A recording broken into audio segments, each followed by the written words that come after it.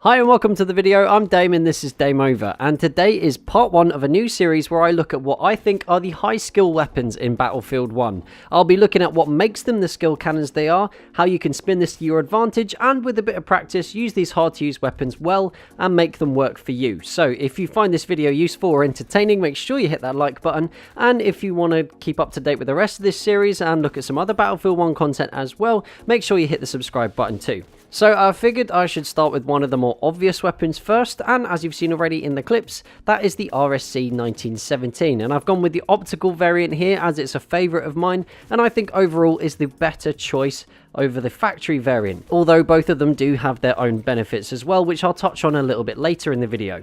So what makes the RSC Optical a skill cannon? In this case, it basically translates to the fast time to kill potential it has, the low ammo capacity, and the relatively slow rate of fire compared to its competitors within the medic class.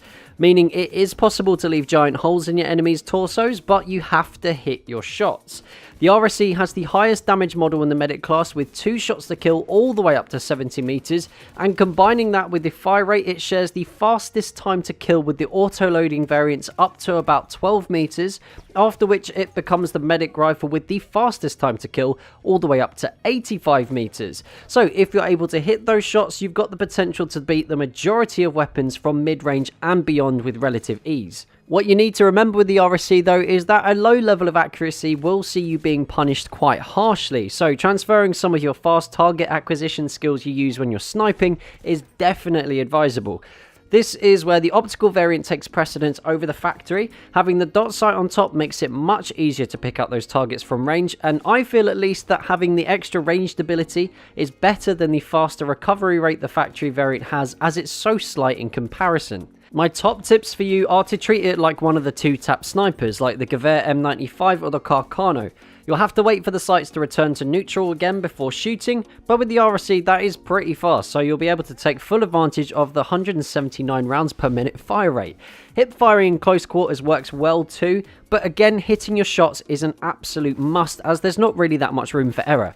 I'd advise using the old 1-2 you'd use with the sniper, where you hit one shot and quickly swap to your sidearm if you don't feel confident enough to stick to your primary in close quarters.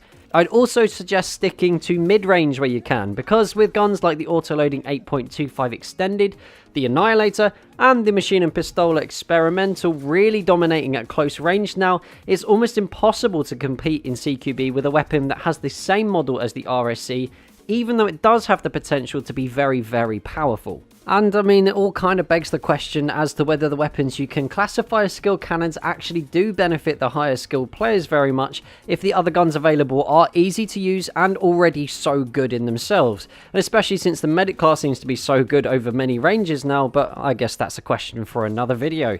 But what do you guys make of the RSC Optical? What are your weapons that you think are skill cannons? Have you got any challenge ideas for me as well? Make sure you let me know down in the comments below.